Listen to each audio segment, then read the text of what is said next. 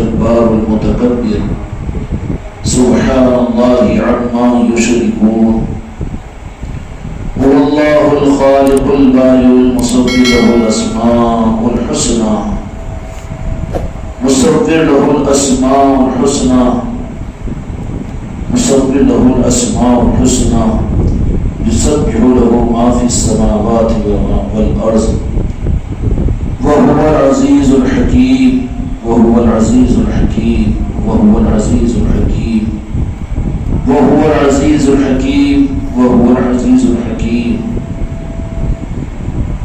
وقال تعالى يا أيها الذين آمنوا صلوا عليه وسلموا تسليما اللهم صل على محمد وعلى آل محمد بارك وسلم صلاة وسلام عليك يا رسول الله صلاة وسلام عليك يا حبيب الله. محترم بزرگوں اور راہ سلوک کے طالبین اور وابستگان خانقاہ محمدی،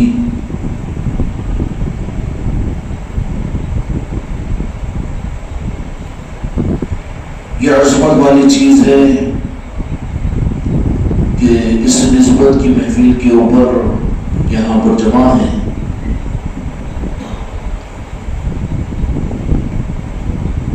رب العالمین کی ذات واحد ہے، اکیلی ہے، ایکتا ہے، اس کا کوئی مثل نہیں، اس کا کوئی شریک نہیں، اس کا کوئی برابر نہیں، اس جیسا کوئی نہیں. لیکن اسی کے ساتھ اللہ تبارک و تعالیٰ نے اپنے ننوں ناموں کو بھی رکھا ہے. جیسا کہ اللہ تبارک و تعالیٰ کے ننوں نام ہیں، اللہ تبارک و تعالیٰ نے یہ سمجھا دیا کہ ننوں تو ہے لیکن وہ ایک کی پہچان ہے، ایک کی پہچان ہے. جو ننوں کے راستے کو اختیار نہ کرے، جو دعائی کے اندر میں چلے جائے یا اس کی حقیقت کو نہ سمجھے، وہ ایک کو نہیں پا سکتا. اگر اللہ تبارک و تعالیٰ کا قانون صرف اپنے کو ہی منوانا ہوتا تو اپنے بھی ننوں ناموں کا اظہار نہیں فرماتا. ایک لفظ اللہ کافی تھا، یا پھر کوئی اور ایک اللہ تعالیٰ کا نام، اپنا ذاتی نام، اپنا صفاتی نام اللہ کے لیے کافی ہو جاتا. لیکن رب العالمین نے کس وجہ سے اپنے ننوں ناموں کا اظہار فرمایا؟ اللہ تبارک و تعالیٰ کی اس کائنات کی خلقت کا راز یہ ہے کہ اللہ صرف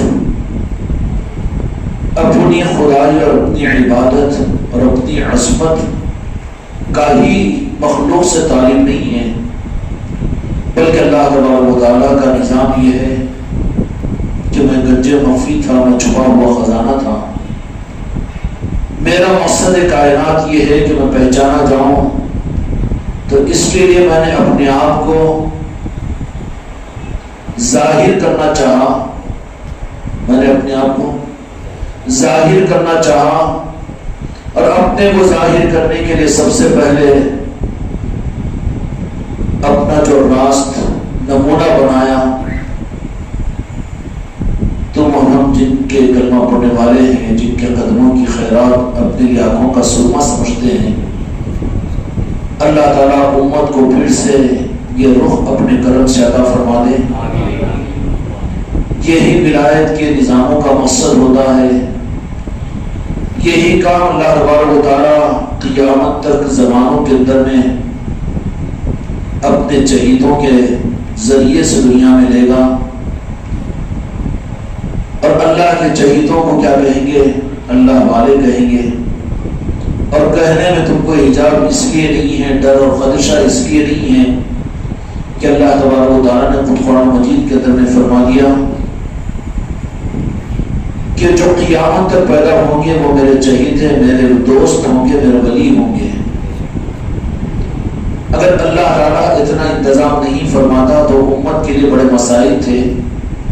پھر دعویٰ بڑا مضبوط ہو جاتا کہ صرف ایک کو مانو، ایک ہی کو مانو، کسی کو اور نہ مانو۔ لیکن اللہ تبارک و تعالیٰ نے منوانے کے لیے سوالات نبیوں کو دنیا میں بھیجا، قوموں نے نبیوں کو مان کر اللہ کو مانا، تو پتہ یہ چلا کہ اس کے ماننے کا رمز خدا کی طرف سے اپنی معرفت کا دروازہ اللہ راست اپنی پہچان نہیں دیتا، بلکہ کسی پردے میں رہ کر پہچان کرواتا ہے۔ سب سے پہلے اللہ رب العالمین نے جس کو منتخب فرمایا، جس ذات کو، اور جو ذات اس قابل تھی کہ خدا کے جلال، خدا کے قہر، خدا کے صفات اور خدا کی عظمتیں، خدا کی قدرت، خدا کے کمالات، خدا کے جمالات اور کل خدا کے صفات کی تاب جس ذات کے اندر میں ہو سکتی تھی، وہ کوئی اور نبی اور رسول نہیں تھے، کوئی اور مخلوق نہیں تھی، نہ جبرائیل تھے، نہ عرش و کرسی تھی، بلکہ وہ ذات میرے آقا دو جہاں کے مالک حضرت محمد مصطفیٰ صلی اللہ علیہ وسلم کی ذات بابرکت تھی۔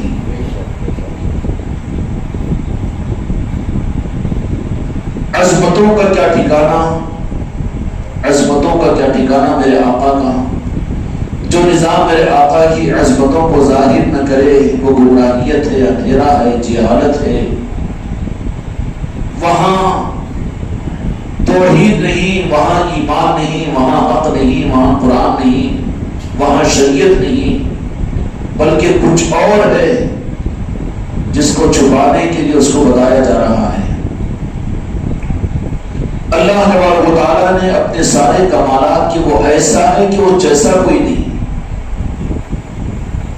اس کے برابر کوئی نہیں، اس کے بدل کوئی نہیں، اور وہ ایسا ہے کہ جس جیسا کوئی نہیں،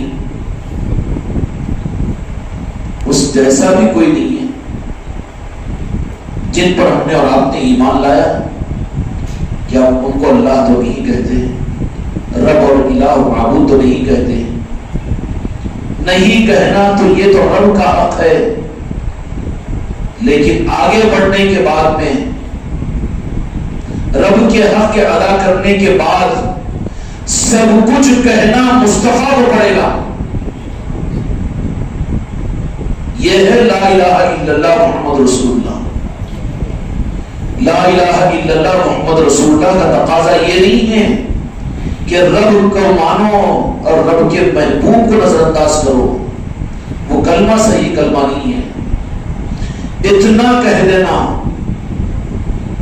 کہ میرے مصطفیٰ رب نہیں، خدا نہیں، خالق نہیں، عبادت نہیں کی جائے گی، اس حد تک تو لا الہ الا اللہ کا تقاضا پورا ہوا، میرے مصطفیٰ نے فرمایا۔ لیکن اب اس کے بعد سب کچھ اللہ نے جس ذات کو بنایا، خلقت کی پہچان، جنت کی پہچان، کائنات کی پہچان، بلکہ انتہا یہ کہ رب نے اپنی پہچان میرے مصطفیٰ کو بنا دی۔ کیا بنا دی؟ اس خانقاہ میں آتے ہو تو اصل توحید کو پہچاننے کی کوشش کرو، اصل معرفت کا کوئی خطرہ پینے کی کوشش کرو۔ اگر حقیقی معرفت کا قطرہ مل جائے گا تو قدموں کا لچکنا بند ہو جائے گا، دنیا میں بھٹکنا بند ہو جائے گا، حق کی راہ سے سرکنا بند ہو جائے گا، شک نکل جائے گا، نفاق ختم ہو جائے گا، بناوٹ اور دکھاوے کافور ہو جائیں گے۔ ورنہ اگر حقیقی معرفت کا قطرہ نہ پی سکو، نہ مل سکا، تو پھر خطرہ ہے کہ منافقت پیدا ہو جائے گی، ریاکاری پیدا ہو جائے گی، نفس کے اور عادتوں کے غلام بن جاؤ گے، رخ کعبے کی طرف میں کرو گے لیکن دل مخلوق کی طرف میں رہے گا، رخ کعبے کی طرف میں کرو گے لیکن دل مخلوق کی طرف میں رہے گا۔ ایسے سجد اور ایسی عبادتوں کو رب کیا قبول کرے گا؟ کیا قبول کرے گا؟ اس لیے خانقاہ محمدی کے وابستگان کچھ حق کی میراث کو حاصل کرنے کی کوشش کرو، کچھ توحید کی حقیقت اور کوئی معرفت کی شراب کے کوئی قطرے کو جذب اور ہضم کرنے کی کوشش کرو، ورنہ سننا سنانا اور یہ اوپر کی یہ نظام موجودہ زمانے کے اندر میں تو مفید ضرور ہے لیکن منزل نہیں ہو سکتے۔ تو لا الہ الا اللہ کا تقاضا تو صرف یہ تھا کہ رب کو رب کا حق دے کر فارغ ہو جاؤ، رب کو رب کا حق دے کر فارغ ہو جاؤ۔ اس کے بعد میں رب نے جو سب کچھ کا حق میرے مصطفیٰ کو دیا ہے، اللہ کا تقاضا اور اللہ کا مطالبہ صرف یہ ہے کہ وہ سب حق کو میرے مصطفیٰ کو تم عطا کرو۔ یہاں پر رحمان کے بجائے شیطان، رحمان کی توحید تو یہ ہے کہ رب مصطفیٰ تو میں ہوں، خالق مصطفیٰ تو میں ہوں، میں ہوں۔ سمجھ میں آنی بات؟ لیکن تمہارے لیے تم اس لیے کہ رب اور خالق نہیں ہے، تم بندے ہیں کہ رب ہے، خدا تو نہیں ہے۔ سننے والوں، خدا تو نہیں ہے۔ تمہارے لیے میرا حق میرے دینے سے فارغ کر دو، بہت تھوڑا حق پر میں راضی ہو جاؤں گا، باقی پورا حق تو میں نے اپنے محبوب کو دے دیا ہوں، پورا حق تو۔ اب جو بھی جس رخ سے بھی جو حق تم کو لینا ہو، یہ بچے کو کہو سیدھا بیٹھے بیٹھے تم ہی تم آنکھیں نظر میں ہو رہے، جو کچھ بھی تم کو لینا ہو اور جو کچھ بھی حق پانا ہو، جاؤ میرے محبوب کی طرف میں، پاؤ ان سے، پاؤ ان سے۔ اس روح کے اعتبار سے تو رب اس کو پسند نہیں کرے گا کہ جو چیز کو اللہ تبارک و تعالیٰ اپنے محبوب کے نالے پاک میں رکھ دیا ہو، پھر سے بندے میرے محبوب کو نظر انداز کر کے رب کے پاس مانگنے کے لیے چلے جائے۔ قانون کی خلاف ورزی نہیں ہے، توحید کی خلاف ورزی نہیں ہے، یہ شیطان کی توحید ہوگی کہ جس میں میرے آقا کو نظر انداز کیا جائے۔ رب کی توحید کیا ہے؟ خالق میں ہوں، الہ میں ہوں۔ بندہ کہتا ہے ہم کو حق ہے، اللہ پیدا کیا ہے، اللہ کھلاتا ہے، اللہ پلاتا ہے۔ تیرا یہ دعویٰ اگر نارین پاک مصطفیٰ کے ذریعے سے ہے تو پھر تو اللہ بھی قبول کرے گا، اجر دے گا۔ لیکن نارین پاک مصطفیٰ کو نظر انداز کر کے اگر تو رب کو رب بھی کہتا ہے اور رب کو پیدا کرنے والا کہتا ہے، رب کو مارنے والا کہتا ہے اور رب کو کھلانے اور پلانے والا کہتا ہے، تو دعویٰ کچا ہوگا۔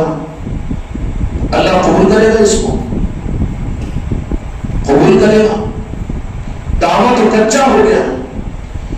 اولیاء کا نظام دنیا کے اندر میں ایمان والوں کی ایمان کی شہادت کا نظام ہوتا ہے۔ ایمان قبول کرنے والے تو کریں گے برکتوں میں، لیکن جو مسلمان ہیں، جو کلمہ پڑھنے والے ہیں، ان کے ایمان کی تصدیق بھی ان کے نمائندوں کے ہاتھ پر جب تک نہیں کرو گے اللہ بھی قبول نہیں کرے گا۔ یہی تو بات کہ سب اللہ ہی کرنے والا ہے، سب اللہ ہی کرنے والا ہے۔ میرے مصطفیٰ نے اگر کہا ہے تو سہارا لے نارین پاک کا، تو رب اس پر خوش ہوگا۔ نارین پاک کو چھوڑ کر کہے کہ اللہ کرنے والا ہے، دعویٰ قبول ہے، قابل قبول ہے۔ اللہ مارنے والا، اللہ پیدا کرنے والا، اللہ روزی دینے والا، اللہ پانی کو برسانے والا، اللہ بیمار کرنے والا، اللہ شفا دینے والا، یہ سب کچھ قبول ہے، لیکن نسبت نارین پاک مصطفیٰ ہے تو قبول ہے، ورنہ اس سے خدا خوش نہیں ہوگا۔ خدا خوش ہوگا؟ کتنی ضرورت ہے ایمان کی حقیقت کے حاصل کرنے کی۔ غفلت میں رہتے ہیں لوگ، دین اور شریعت کے نظاموں کو ایمان سمجھ رہے ہیں، نمازوں کے پڑھ لینے کو یا عبادت گزار اپنے کو سمجھ رہے ہیں۔ اس سے پہلے کا درجہ تو تصدیق بالقلب اور شہادت ایمان ہے، اور شہادت ایمان بھی جس کی شہادت معتبر ہے اس کے پاس کی شہادت دینی پڑے گی۔ دنیا کے نظاموں کے اندر بھی یہ چیز ہے کہ کسی گزیٹڈ آفیسر کی دستخط یا اس کی شہادت قابل قبول ہوتی ہے کورٹ میں بھی وکالت کا حق جن کو ہے ان کی وکالت چلتی ہے۔ تم اپنے باپ کی اولاد ہے، اس کی تصدیق میں بھی تمہاری ماں کی تصدیق چلتی ہے یا کسی اور کی تصدیق چلے گی؟ وہ اولاد کیسی جو ماں کی تصدیق کو دوسروں سے کرانے کی فکر میں رہے؟ سمجھ میں آ رہی بات ذرا کڑوی ہے، لیکن ہر مسلمان کو اس کی ضرورت ہے کہ اپنے ایمان کی تصدیق کے لیے کوئی وہ ہاتھ تو ہو، کوئی چوکھٹ تو ہو، کوئی نسبت تو ہو، کچھ نہیں تو اولیاء کے آستانوں پر جاؤ اور ان کی چوکھٹ، ان کے قدموں پر ہاتھ رکھ کر اپنے ایمان کی تجدید کرو اور کہو کہ ہم تمہاری چوکھٹ پر تصدیق کرتے ہیں تاکہ کچھ سہارا بن جائے۔ اس کے بغیر تو خطرہ ہی خطرہ ہے، اس کے بغیر زندوں میں کوئی لوگ نہیں ملتے ایسے، یہ بات تو ہے ہی نہیں کہ زندوں میں ایسے لوگ نہیں رہتے۔ کونوا مع الصادقین قرآن پاک کی آیت ہے کہ سچوں کا ساتھ دو، سچوں کے ساتھ رہو، تو نعوذ باللہ یہ آیت غلط ہو جائے گی۔ اب تیری نظر، تیرا ذوق، تیرا مزاج خود کے اندر کی غلطی کو تو باہر دیکھنا شروع کرتا ہے، تو کہہ دیتا ہے کہ ایسے کامل پیر دنیا میں کہاں ہیں، ایسے اللہ والے ایسے کہاں ہیں۔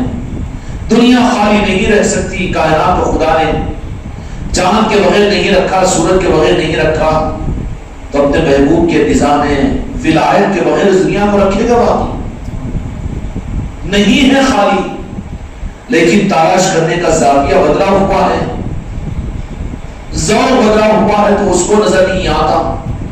اس کا عذر ہے، آج اس کا احساس نہیں ہو رہا، لیکن کل قبر میں جا کر پڑے گا، وہاں پر احساس ہوگا کہ کاش کہ میں اپنی ایمان کی تصدیق کسی نہ کسی کے ہاتھ پر کر آتا کہ میرے ایمان کی تصدیق کو خدا کی بارگاہ میں کر دیتا۔ اس لیے بعض بزرگوں نے کہا کہ بے پیر کے جو مرا ہے وہ مردودیت کے قریب ہے، کوئی سہارا نہیں ہوگا اس کے لیے، قیامت کے میدان میں تو کھڑا ہو جائے گا، اگرچہ کہ کوئی کامل اس کی نظر میں نہیں تھا، لیکن اس نے اللہ اس کے رسول پر اور اولیاء کے نظاموں پر اعتماد کر کے اگر ایسے ویسے ہی کے ہاتھ پر اگر اس نے کلمے کی شہادت کر لیا تھا اور تصدیق کر لیا تھا، بیعت کر لیا تھا، تو رب کے سامنے تو ایک عذر ہوگا کہ اللہ میں نے اچھا اور سچا بندہ سمجھ کر کسی کے ہاتھ پر بیعت کر کے آیا ہوں، خدا اس کو محروم نہیں کرے گا۔ برخلاف اس کے جو اس دھن میں اور اس غفلت میں، اس جہالت کے اندر میں اور اس گھمنڈ کے اندر میں، اس عجب اور تکبر کے اندر میں اور اس ذلت اور گمراہی کے اندر میں پوری عمر گزار دے کہ دنیا میں کوئی ہم کو کامل پیر نظر نہیں آتا، عمریں گزر گئی ہے، برباد ہو گئی ہے، لیکن اگر کہیں پر اپنی ایمان کی تصدیق کا اس کو موقع نہیں ملا، خوش قسمتی ہے اس لائن کے اندر میں جتنی اعلیٰ درجے کی چیزیں نواز دے میرے غوث و خواجہ، لیکن کم از کم درجے کے اندر میں اللہ کو، اس کے رسول کو اور غوث و خواجہ کو حاضر و ناظر سمجھ کر ایک آخری آپشن میں بتلا دیتا ہوں کہ محروم مت ہو، اپنی اولادوں کو محروم مت کرو، اپنے ماں باپ کو محروم مت کرو، اپنے بیوی کو، اپنے بچوں کو محروم مت کرو۔ مرتی ہوئی ماں اگر ایڑیاں رگڑ رہی ہے تو لے جاؤ کسی ولی کے آستانے پر اور ان کے ہاتھ میں ہاتھ دے کر چوکھٹ پر رکھو اور کہو کہ میری اماں ایک مرتبہ کلمہ پڑھ۔ باپ ایڑیاں رگڑ رہا ہو، مرض وفات میں بھی ہو، تو 108 ہی کو بلاؤ، لیکن لے جاؤ کسی اولیاء کے آستانے پر، ان کی چوکھٹ پر ہاتھ رکھواؤ، ہم گواہ ہیں، اے ولی تمہاری چوکھٹ پر اس نے کلمہ پڑھا ہے، آپ اس کی گواہ دینا۔ اس کے بغیر ہاتھ ملنا پڑے گا، ہاتھ ملنا پڑے گا۔ چاہے خانقاہ میں رہے کہ مسجدوں میں رہے، چاہے پیر زادہ بن کر رہے، چاہے اولیاء کی نسل میں کیوں نہ ہو، مگر کام نہیں بنے گا، حماقت نہیں چلے گی وہاں پر۔ اللہ تبارک و تعالیٰ نے بھی تو اپنی ایکتائی کے باوجود 99 نام رکھے ہیں۔ 99 نام کو اگر لے تو اللہ ناراض ہوگا یا اسی کے نام ہے؟ تو اللہ تبارک و تعالیٰ چاہتا کیا ہے؟ یہی تو فارمولا اور یہی تو توحید کا مزاج بنانا چاہتا ہے کہ تم میرے دوستوں کو غیر اللہ مت کہو، میرے دوست میرے ہیں، میرے دوست میرے ہیں۔ غیر وہ ہوتا ہے جو کاٹ دے، دوست وہ ہوتا ہے جو ان سے جوڑ دے۔ تو بتاؤ راجن شاہ ولی جوڑے ہیں کہ کاٹے ہیں؟ تاج الاولیاء جوڑے ہیں کہ کاٹے ہیں؟ ساحر پاک جوڑے ہیں کہ کاٹے ہیں؟ تو یہاں کے مالک کے لخت جگر سلطان الہند خواجہ قادیان خواجہ معین الدین چشتی اجمیری جوڑے ہیں کہ کاٹے ہیں؟ حضور پیر غوث اعظم جوڑے ہیں کہ رب سے کاٹے ہیں؟ جب جوڑے ہیں تو تصدیق مسجد میں بیٹھ کر قسم کھا کر کہہ رہے ہوں تو اللہ کے دوست کو کہنا پڑے گا انہیں، اللہ کے دوست، اللہ کے دوست کہنا پڑے گا۔ اگر یہ زبان کی بدعقیدگی کا اظہار کہ جانا شرک ہے، جانا بدعت ہے، ماننا بدعت ہے، 11ویں شریف نعوذ باللہ ناجائز ہے، یا سلطان الہند کی تقریبات اور محفلوں کا قائم کرنا بدعت ہے، شرک ہے، تو کتنا بڑا کہ زمین کانپ جاتی ہے اس سے۔ اولیاء بچا لیتے ہیں ان گستاخوں کو، بچا لیتے ہیں کہ معاملہ ہمارا ہے، غوث اعظم درمیان میں آ جاتے ہیں۔ رب تو ایسے بدعقیدوں کو جن کے گھروں میں 11ویں نہ ہو اور ایسی زبانوں کو جو ان نظاموں کو برا اور شرک ہے، خدا کا غضب اور خدا کا قہر ان کے قریب آتا ہے پکڑنے کے لیے ہستے کی صورت میں، لیکن غوث اعظم بچا لیتے ہیں کہ یا اللہ اپنے محبوب کی طرف دیکھ ان کے چاہنے والے ہیں، ہم نہیں چاہتے کہ محبوب کی کلمہ پڑھنے والی یہ امت ہماری گستاخی کرے، اس کے بدلے میں تو ان پر غضب نازل کرے۔ اولیاء بچا لیتے ہیں، اولیاء بچا لیتے ہیں۔ اولیاء کون ہوتے ہیں؟ بچانے والے ہوتے ہیں، جو ایسے محسن ہو، ان سے امت کٹی ہوئی ہو تو حق سے جڑی ہوئی ہے کہ حق سے کٹی ہوئی ہے، اس کے بچائے جن کے تذکرے جو شجر شریف ہم نے اور آپ نے پڑھا ہے، یہاں پر اس وقت نے تلاوت کی ہے شجر شریف کی، ان میں کے ایک ایک وہ ہیں کہ جنہوں نے اپنی پوری زندگی میں رب سے مخلوق کو جوڑا ہے۔ سلسلہ قادریہ کا یہ شجر شریف کی تلاوت جو ہم نے اور آپ نے کی، ان میں کا ایک ایک اپنے وقت کے اوپر کون تھے یہ؟ وہ کہ جن کو اللہ تبارک و تعالیٰ نے سلسلہ قادریہ کا فیض عطا فرما کر، پیران پیر کی نسبت عطا فرما کر اور سلسلہ قادریہ کی نورانیتوں کو عطا کر ان علاقوں کو، ملکوں کو، قصبوں کو، انسانیت کو اللہ سے جوڑا تھا، تو کتنا بڑا یہ کفر کا جملہ ہوگا کہ جوڑنے والوں کو ہم کاٹنے والے قرار دیں۔ اس لیے اولیاء کے معاملات میں امت پر اس وقت کے سارے حالات کی اصل وجوہات، ان وجوہات میں بڑی وجہ صرف اولیاء کے ساتھ کی بدعقیدگی، بے اعتمادی ہے۔ اگر یہ امت اللہ کے بننے کی چکر میں کہاں پہنچیں گے، تو جہاں کے مالک کے قابل بننے کے قابل تم کہاں بن سکو گے، کہاں ہمت ہماری؟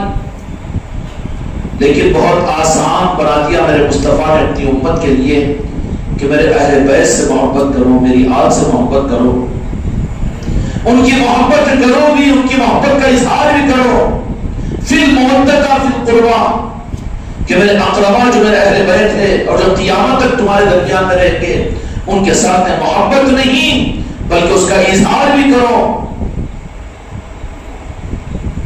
خانقاہ محمدی کے ذریعے سے یہ جو مجلسیں، جو نظام دیے جا رہے ہیں، ربیع الاول کے مہینے کے ختم، ربیع الاول مہینے کے گزرنے کے بعد میں ربیع الثانی کے اندر میں آج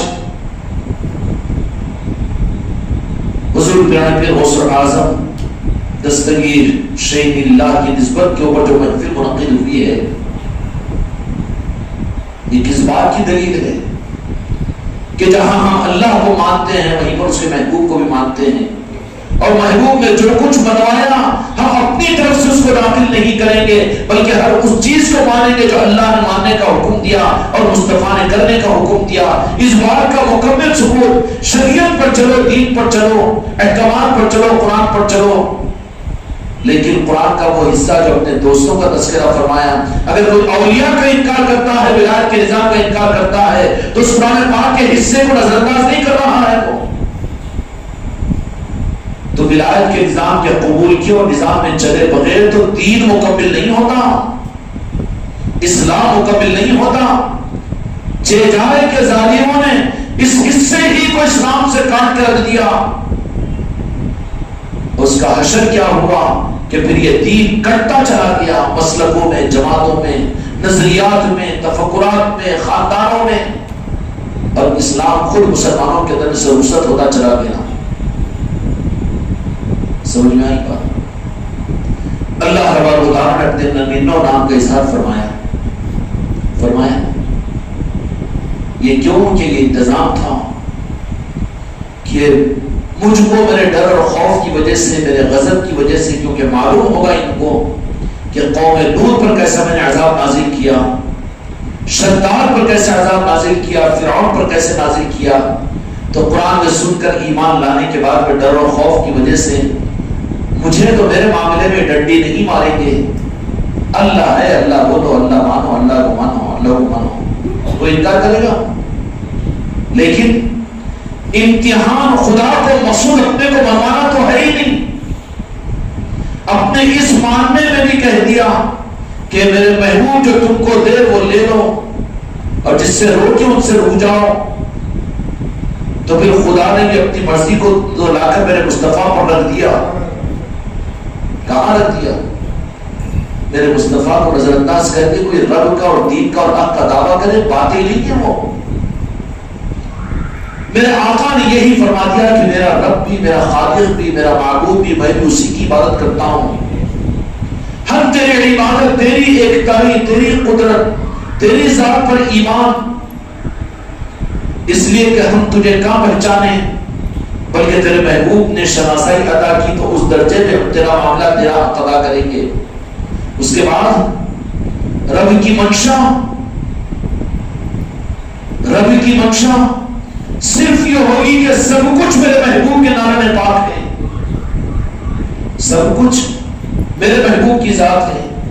دین لینا ہو کہ دنیا لینا ہو، ایمان لینا ہو کہ قرآن لینا ہو، حق لینا ہو کہ سربلندیاں لینا ہو کہ کامیابی لینا ہو، مجھ سے جنت لینا ہو کہ مجھ سے کچھ بھی لینا ہو، تو اب تم راست میرے پاس میں نہیں بلکہ بواسطے مصطفیٰ کے آنا پڑے گا. کیوں؟ کیا یہ میرے آقا کی عظمتوں کے اظہار پر ہم بھی اپنے کانوں کو اچکائے کہ نہیں آقا کے عظمتوں کے معاملات میں ہم بھی خانقاہ محمدی والے ماشاءاللہ آقا کی عظمتوں کو اتنا مانتے ہیں؟ یہ تو خیرات مل رہی ہے غوث اعظم کی، یہ تو خیرات مل رہی ہے غریب نواز کا صدقہ جو اتنی سوچ رہی ہے.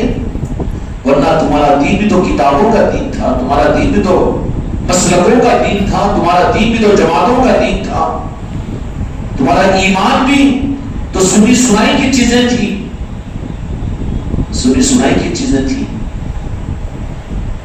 جو اللہ تبارک و تعالیٰ نے اپنی عظمت اور اپنی توحید کے بعد جو میرے آقا کو جو مقام عطا فرمایا.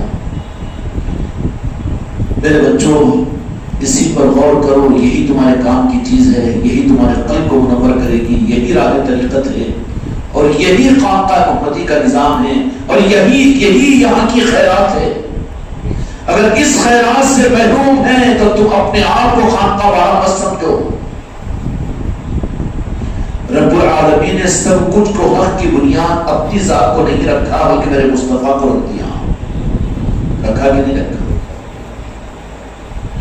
تمام انبیاء اکرام علیہ السلام نے اپنی قوموں کو جو کلمہ دیا لا الہ الا اللہ، یہ رخ تو تھا نہیں ہے کوئی معبود سوائے اللہ کے. اور نبیوں کو بھی یہ جو چیز ملی وہ میرے مصطفیٰ کا درس تھا. نبیوں کو بھی درس معرفت دینے والی ذات میرے مصطفیٰ کی ہے۔ اللہ نے کہا تھا الستو بربکم، سب خاموش اور سناٹا تھا، تو میرے مصطفیٰ نے فرمایا کہ اے نبیوں کہہ دو قالوا بلا، کہ وہی تو رب و خالق ہے۔ نبی نہیں پہچانے میرے مصطفیٰ کو چھوڑ کر تو 15ویں صدی کا مسلمان میرے مصطفیٰ کو چھوڑ کر رب کو پہچاننے کا دعویٰ کرے، یہ حق ہے، یہ دین ہے، یہ ایمان ہے؟ ہو سکتا ہے ایمان؟ نہیں ہو سکتا۔ انبیاء اکرام علیہ الصلوۃ والسلام نے کیا دعوت دی؟ لا الہ الا اللہ آدم صفی اللہ، لا الہ الا اللہ موسیٰ کلیم اللہ، لا الہ الا اللہ عیسیٰ روح اللہ، لا الہ الا اللہ ابراہیم خلیل اللہ، لا الہ الا اللہ اسماعیل۔ نہیں، کلمہ اتنا ہی تھا، یہیں تک تھا، اور وہ بھی اللہ کی منشا کی وجہ سے وہ نبی اپنے نام کو، اپنی صفت کو اپنے کلمے میں اللہ کے ساتھ میں جوڑ دیتے تھے۔ تو نبیوں کا جوڑنا شرک نہیں ہوا۔ اللہ جن کو جوڑنا چاہے، جو ان سے جڑے ہوئے کو کاٹنا شرک ہے۔ جن کو جوڑا ہوا ہے اس کا ماننا تو عین ایمان ہے، عین ایمان نہیں ہے۔ کیا سمجھا دیا جا رہا ہے امت کو؟ اللہ کی ذات کے ساتھ میں نہ جوڑو، تو جوڑا تو اسے جائے گا جو جڑا ہوا نہ تھا۔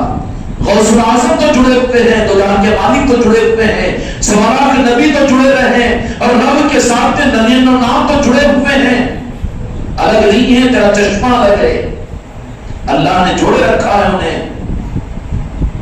تو جوڑے ہوئے رکھنے کا ایقان ہی تو ایمان ہے، اور جو جڑا ہوا ہے اس کو الگ کرنا اور قرار دینا اور ماننا، یہ تو کفر ہو جائے گا، نہیں ہوگا کفر۔ سوالات نبیوں نے اپنی قوموں کو یہ کہا کہ لا الہ الا اللہ، اللہ نے جو کہا تھا اس کے ساتھ میں اپنے نام کی نسبت، اپنے صفت کی نسبت دی تھی، لیکن کسی نبی کو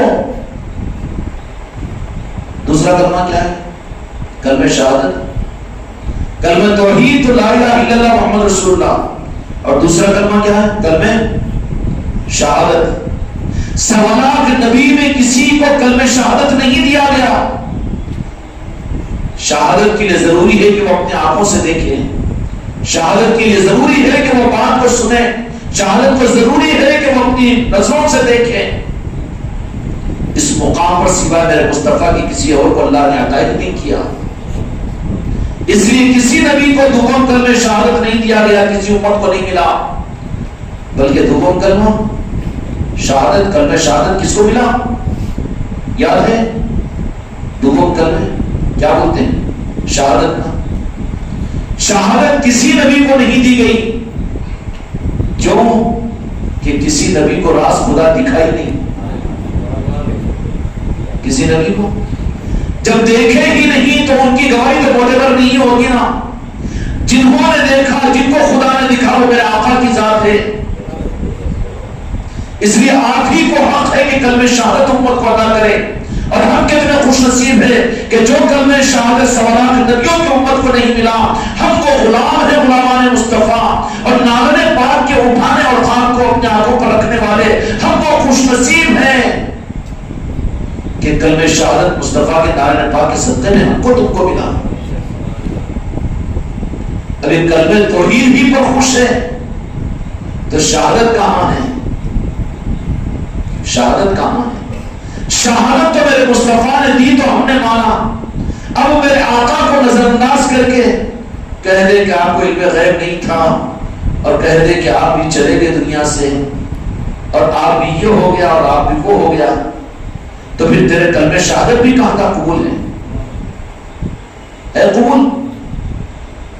خدا تو کہے گا کہ نبیوں نے جرات نہیں کی کلمہ شہادت کی، اور تو 15ویں صدی کا 4 کتابیں لکھ کر، 10 کتابیں پڑھ کر 2-4 ہزار مریدوں کو بنا کر حماقت کر رہا ہے، چلے گا وہاں پر؟ نہیں چلے گی۔ ڈپلیکیٹ دکانداریاں عرب کے پاس نہیں چلے گی، بلکہ کلمہ شہادت تو بواسطہ مصطفیٰ کے ہے۔ شہادت کا حق کس کو ہے؟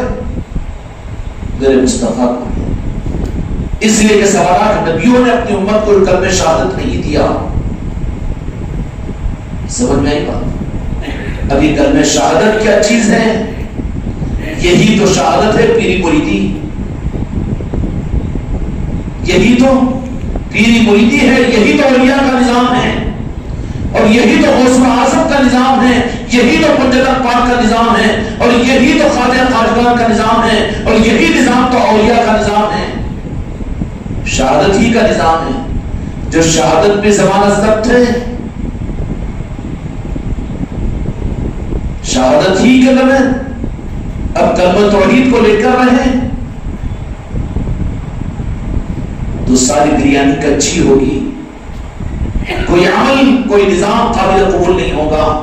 سارا انحصار تو کلمہ توحید کا انحصار بھی شہادت پر ہوگا، اور شہادت جہاں پر آئے گی وہاں پر سوالات نبیوں نے شہادت کلمہ پیش نہیں کیا ہے کیا کہ کسی کے علم میں. سمجھ میں آنے بات ہے؟ کلمہ شہادت صرف میرے مصطفیٰ نے اپنی امت کو دیا. کیوں؟ کہ اللہ نے مجھے دکھا ہے، مجھ سے بات کی ہے، میں دیکھا ہوں، اس لیے حق ہے میرے مصطفیٰ کو. نعوذ باللہ نبی غلط نہیں بول سکتے، صحابہ غلط نہیں بول سکتے، اولیاء غلط نہیں بول سکتے. شہادت ان کی معتبر ہوگی جو مشاہدہ کیے ہوئے ہیں. شہادت ان کی معتبر ہوگی جو مشاہدہ کیے ہوئے ہیں، اور مشاہدہ صرف میرے آقا کا، میرے رب کا، میرے خالق کا، میرے معبود کا، میرے الہ کا، اور اللہ کا جل جلالہ و شانہ کا صرف اور صرف میرے مصطفیٰ کو اللہ نے عطا کیا ہے. اس لیے آپ نے اس امانت کو لے کر امت کو کلمہ شہادت بھی دے دیا. کلمہ شہادت بھی دے دیا. اب کلمہ توحید ہی کے پر قناعت کر لیں، کلمہ شہادت پر نہ پہنچے. کلمہ توحید شریعت ہے، کلمہ شہادت غلامی ہے میرے مصطفیٰ کی. جب شہادت آئے گی تو شاہدین اور شہادتوں کا نظام چلے گا، اور آگے بڑھتے بڑھتے بڑھتے بڑھتے یہی تو شہادت ہے کہ ہم نے گواہی دیا، ہم نے اقرار کیا، ہم نے اظہار کیا، اعجاب و قبول کیا. یہی تو ولایت کا نظام ہے. شہادت کا نظام ولایت کا نظام ہے. ولایت کا نظام کوئی حق سے کٹا ہوا نہیں ہے، بلکہ حق سے جوڑنے والا نظام ہے ولایت کا نظام. اور اسی شہادت کے نظام پر اللہ تبارک و تعالیٰ نے پھر یہ نظام اور یہ آپشن کو تو کھول دیا کہ میرے آقا کو حق تھا کہ آپ کے ذریعے سے امت کو کلمہ توحید بھی ملا، اور پھر اللہ تبارک و تعالیٰ نے کلمہ شہادت بھی دیا کہ یہ دے دو اپنی امت کو کلمہ شہادت. لیکن کلمہ شہادت قابل قبول اس وقت ہوگا جبکہ میرے مصطفیٰ کی غلامی اور نعرہ پاک مصطفیٰ کا سہارا دیا ہوا ہو. ابھی کہیں کہ ہمارے پاس قرآن کی دلیل ہے، تو قرآن کس نے دیا؟ نہ اللہ کی توفیق سے، تو اللہ تجھے دیا توفیق. کدھر ہو رہا ہے بے پر کے؟ جا کر کھائیوں میں گر جائے گا، دریاؤں میں گر جائے گا. میرے مصطفیٰ کی غلامی کے بغیر، نعرہ پاک مصطفیٰ کے بغیر نہ تیری توحید، نہ تیرا حق، نہ تیرا دین، نہ تیری شریعت، کوئی چیز قابل قبول نہیں ہے. بات کلمہ توحید سے آگے بڑھے گی تو کلمہ شہادت پر آگے بڑھے گی، اور شہادت میں یہ اعزاز صرف میرے مصطفیٰ کو حاصل ہے. اس لیے کہ نبی غلط نہیں کہہ سکتا. اس لیے سوالات نبیوں نے اپنی امت کو کلمہ شہادت نہیں دیا، یہ صرف کلمہ شہادت میرے مصطفیٰ کے ذریعے سے اللہ نے اپنی امت کو دلوایا. خوش نصیبی ہے کہ ہے؟ نہیں ہے. اب کلمہ توحید اور رب اور ایکتاری اور خدا کی وحدانیت اور رسالت پر ایمان، اچھا یہ ہونے کے بعد پھر کلمہ شہادت اشہد ان محمد عبدہ ورسولہ. یہ شہادت کی بات کیا ہے کہ بالکل بات پکی ہے کہ میرے مصطفیٰ پر ایمان ہے تو یقیناً وہ رب کو دیکھ کر، رب کو پہچان کر، رب کے ساتھ ان کا معاملہ روبرو ہو کر سب کچھ کے ساتھ میں شہادت دی. ہم اس شہادت پر ایمان لاتے، ہم تصدیق کرتے ہیں. تو کلمہ توحید کی قبولیت کے لیے کلمہ شہادت کا ہونا بھی ضروری ہے. کلمہ شہادت کے بغیر توحید ادھوری ہوگی. وہ تو ان میں سابقہ کے نبیوں کو صرف ایک کلمہ توحید ملا تھا، لیکن کلمہ شہادت صرف نعرہ پاک مصطفیٰ کے جذبے میں سے امت کو ادا کیا گیا، اور اس کو شہادت کہا. شہادت کا مطلب کیا ہے کہ گواہی دینا، ثبوت دینا، اظہار کرنا، گواہ رکھنا۔ اب یہ نظام کلمہ شہادتی اصل میں طریقت کا نظام ہے۔ کیا ہے؟ طریقت کا نظام ہے۔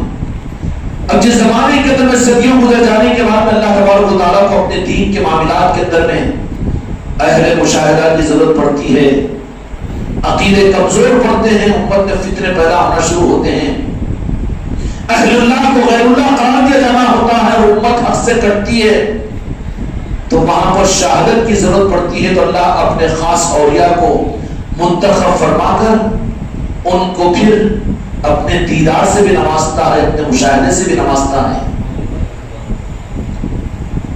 550 برس گزر گئے اسلام کی تاریخ کے بڑی بڑی حکومتوں کے بعد، اب ضرورت پڑی تھی امت کو کہ ان کے وہ شہادت کا نظام کمزور پڑ رہا تھا، اس محال کتابوں کی وجہ سے اور مسلمانوں کے انسان دینی خدمات کے ذریعے سے وہ یقین اور عقیدے کا نظام کمزور اور پھیکا پڑ رہا تھا، اور یہ لائٹ اندر کی روحانیت کی اور ایمان کی کمزور پڑ رہی تھی۔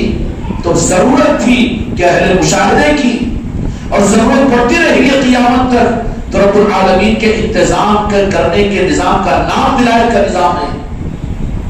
یہ اللہ کا نظام، اللہ والوں کا نظام، اللہ کا نظام ہے۔ کس کا نظام ہے؟ اس لیے ضرورت پڑی کہ 550 برس گزر گئے، اب رٹا رٹی چل رہا تھا، بچپن کا نظام بچپن تک چل رہا تھا، بچپن کو تو 550 سال سب کچھ تھا مسلمانوں کے پاس میں، اتنے بڑے بڑے کتب خانے مسلمانوں کے پاس میں 500 سالہ صدی کے اندر میں، اتنے بڑے بڑے اسلام کی تفسیریں اور اتنے بڑے بڑے علوم کے نظام کہ آج اس کے پاسن میں نہیں ہے کتب خانے۔ ایک آدمی ایک کتب خانے کے ایک دروازے سے داخل ہوتا تو بعض اوقات 17 گھنٹے گزر جاتے کہ کتب خانے میں سے گزرتے ہوئے۔ اتنے بڑے بڑے کتب خانے، تو کتابیں کتنی تھی ہوگی، علم کتنا تھا ہوگا، اور بڑی بڑی مسجدیں، بڑے بڑے دین کے نظام، بڑے بڑے محدثین، بڑے بڑے فقہاء، بڑے بڑے مفسرین۔ لیکن بات کیا تھی کہ شہادت کے نظام جب کمزور پڑتا ہے، بیٹری ذرا کمزور ہوتی ہے تو لائٹیں خود بخود کرنٹ ویک ہو جاتا ہے، الجھن پیدا ہو جاتی ہے۔ جب یہ چیز پیدا ہوتی ہے تو اللہ تبارک و تعالیٰ اہل مشاہدے کو، شہادت دینے والوں کو دنیا میں بھیجتا ہے ولایت کو محسوس کرتے ہوئے۔ نبی نہیں آئیں گے تو قائم مقام ان کے اولیاء کو بھیج دیتا ہے کہ وہ اولیاء بھی صاحب مشاہدہ ہوتے ہیں۔ رب العالمین ان کو شہادت کے اس مقام پر پہنچاتا ہے کہ یہ حق تھا بنانے پہ غوث اعظم کا کہ اہل بغداد کو نہیں دنیا والوں کو چیلنج کیا کہ تم میرے رب کے بارے میں پوچھتے ہو تو میں تم کو بتانے کے لیے تیار ہوں۔ اس لیے اولیاء کرام جو ہوتے ہیں وہ جنریٹر والے نہیں ہوتے، مسلک اور جماعت والے نہیں ہوتے، بلکہ وہ ڈائریکٹ پاور والے ہوتے ہیں جو رب سے ان کو ملتا ہے، مدینے کی چوکھٹ سے ملتا ہے، اور واسطوں وسیلوں کے ذریعے سے پنجتر پاک سے ان کی کنیکشن جڑا ہوا ہوتا ہے۔ وہ شک والے نہیں ہوتے بلکہ وہ ایقان اور یقین والے اور ایمان والے ہوتے ہیں۔ کیا ہوتے ہیں؟ اس لیے حضور بلان پہ غوث اعظم 550 برس گزر چکے تھے، کیا دین اور شریعت نہیں تھی، اسلام نہیں تھا، بہت کچھ تھا، لیکن ضرورت محسوس بھی گائے کی شہادت کے نظام کی۔ تو رب العالمین نے مشاہدے کروا کر اپنے نظاموں کے اور اپنے محبوب کے نام پاک کے نظاموں کو پھر ان اولیاء کرام کو دنیا میں صاحب مشاہدہ بنا کر بھیجتا ہے، اور پھر انسانیت اور اولیاء کرام کے اندر میں اللہ تبارک و تعالیٰ کی ان صفات کی تجلیات کو اپنی نظروں سے دیکھ لیتی ہے۔ اور سیدھی سیدھی بات، اولیاء وہ ہوتے ہیں کہ جن میں اللہ نظر آتا ہے۔ کون ہوتے ہیں اولیاء اللہ؟ آج امت اولیاء کی عظمتوں کو نہیں جانی، یہی تو روک شروع ہوا ہے، یہی تو بدعقیدگی کی پہلی بنیاد ہے۔ خانقاہ محمدی کا نظام یہ کہ تم خود بھی پہچانو اور اپنے گھروں میں اولیاء کے نسبتوں کی محفل کر کے اپنی نسلوں کو یہ پیغام دو۔ خانقاہ محمدی میں اولیاء کی نظام، اولیاء کے نظام، ارے بابا ڈاکٹر بننا ہے ٹھیک ہے، جا کے بٹھایا تو نکال کر کان پکڑ کے باہر کر دیا جائے گا. تو طریقے کے ساتھ اول دوم کے ذریعے سے وہاں پہنچ. کوئی کہے کہ نہیں اب ضرورت نہیں ہے, سیدھا MBBS میں یہ 2 سال کے پوٹے کو لے جا کر بٹھاؤ, ڈاکٹر بنے گا, وہ لے گا کوئی میڈیکل کالج والا, سکھا دو ABCD میں میں بھی ڈاکٹر ہوں, وہ بات الگ ہے, مگر بنے گا نہیں نا.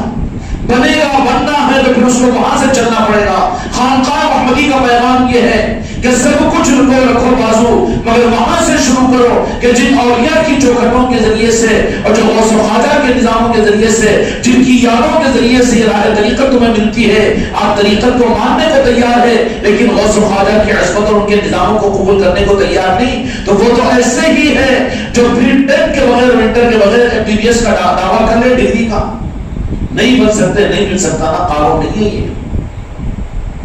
اس لیے حق کی راہ میں, معرفت کی راہ کے اندر میں حذف کرنا ہو تو کر لیجئے, لیکن طریقہ رب کا یہی ہے کہ خود کو پہچاننے کے لیے رب نے سبب بنایا اپنے مصطفیٰ کو. مخلوق سبب کی محتاج ہے, رب مسبب الاسباب ہے, لیکن جہاں تک میرے محبوب کا معاملہ ہے, اللہ کا یہ آپشن بھی وہاں پر کام نہیں کیا, بلکہ رب نے خود سبب ڈھونڈا تو میرے مصطفیٰ کو ڈھونڈا. خود کو ظاہر کرنا چاہتا ہو تو بھی تو سہارا میرے مصطفیٰ کا لیا ہے. کیوں لیا, اتنی عصمتی کیوں عطا فرمائی؟ اس لیے کہ آپ کے ذریعے سے اللہ کو اپنی پہچان قیامت تک دلوانا تھا. اس لیے وہ مقام میرے مصطفیٰ کو عطا کیا جو کسی اور کو عطا نہیں کیا, اور وہ نظام میرے مصطفیٰ کو عطا کیا جو کسی اور نبی کو عطا نہیں کیا, اور وہ امت میرے مصطفیٰ کو عطا فرمایا جو کسی نبی کی امت کو اللہ نے عطا نہیں کیا. ہم کتنے خوش نصیب ہیں.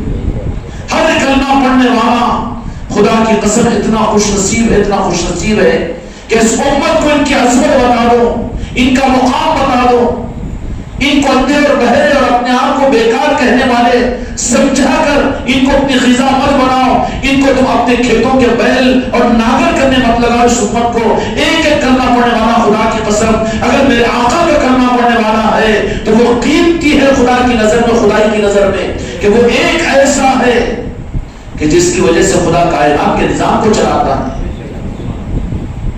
وہ اگرچہ کہ حقیر و فقیر کیوں نہ ہو, لیکن کلمہ وہ ہے, قدر کرو, عظمتوں کی خیرات اس کے پاس میں پیش کرو کہ تو قابل تعظیم ہے کہ مسلمان, تو گناہگار صحیح, تو زیادہ عمل والا نہ صحیح, کچھ نہیں, لیکن میرے مصطفیٰ کا کلمہ تو پڑھتا ہے. دشمنوں میں تو امت کو امت سے کاٹ دیا. آج امت کے پاس امت کی عظمت ہے نہیں ہے نا.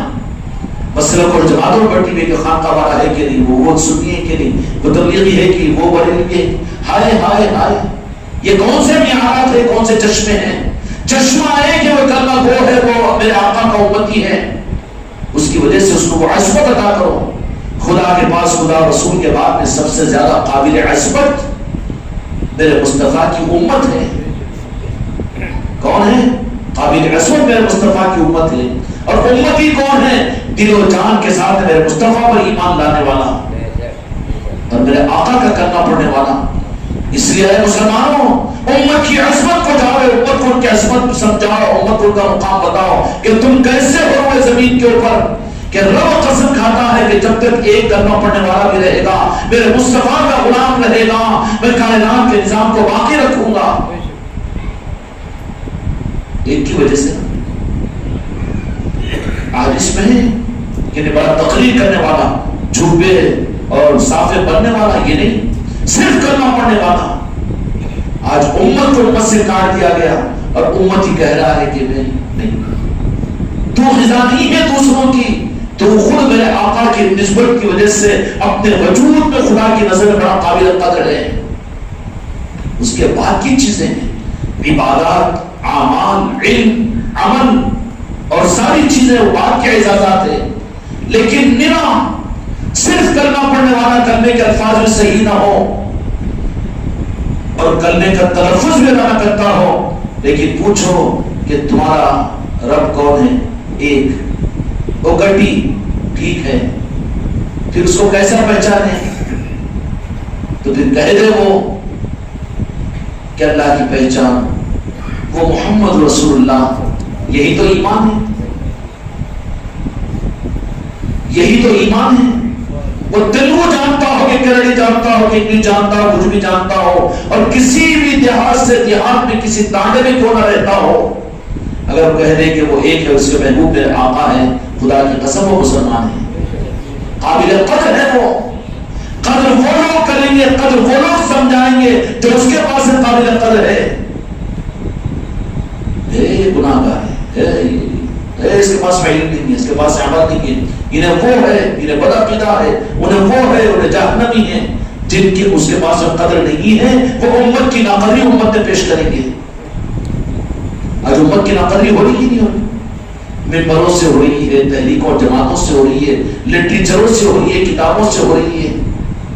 معیارات امت کو جو مقام میرے آقا کی نسبت کی وجہ سے ملا ہے، اس لیے اس رخ پر اہل شہادت ہی امت کو قدر کا نظام بتاتے ہیں۔ اس لیے اولیاء کون ہوتے ہیں؟ اولیاء اللہ اس مقام پر ہوتے ہیں جن میں اللہ تبارک و تعالیٰ پھر مشاہدے کی وہ طاقت عطا فرما دیتا ہے کہ وہ رب سے باتیں بھی کر سکتے ہیں، رب چاہتا ہے، خود دکھتا بھی ہے، اور رب کے نظاموں کا مشاہدہ بھی کرتے ہیں۔ رب کائنات انہیں اپنا دوست بنا لیتا ہے۔ قرآن سے یہ تو مانتے ہیں کہ اولیاء اللہ کے دوست ہیں۔ اگر دوستی میں آگے بڑھ جائے تو دوست کو دوست کا تقاضا ہے کہ وہ اپنے رازوں سے اس کو ادا کرے، ہے نہیں یہ دوست کا تقاضا؟ دوستی اگر سچی ثابت ہوتی ہے تو دوستی وہ چیز ہے اور وہ رشتہ ہے کہ سگے بھائی کو دل کا راز نہیں بولے گا لیکن وہ دوست کو راز بولے گا۔ تو پھر اولیاء رب کے دوست ہوتے ہیں تو کیا رب ان کو اپنے راز نہیں بتائے گا؟ ارے اولیاء کو غیب کیسا معلوم ہو جاتا کہ وہ چاہتا ہے تو برابر بتا دیتا ہے۔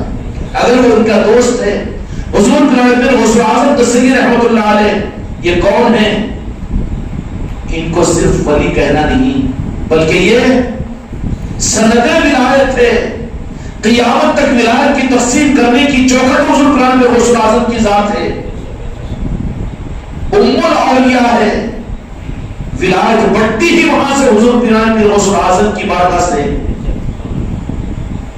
کون سی ذات ہے حضور قرآن میں غوث اعظم کی کہ پھر جن کو اللہ تبارک و تعالیٰ نے عظمت عطا فرمائی، وہ عظمت عطا فرمائی۔ ایک صحابی کے سامنے، صحابی کا نام مجھے یاد نہیں آ رہا ہے لیکن حدیث کی بات ہے، حضرت عسکری ہے غالباً، اور اس روایت کو نقل کرنے والے امام طریقت آل رسول کے بڑے جلیل القدر امام طریقت نے روایت کو نقل کیا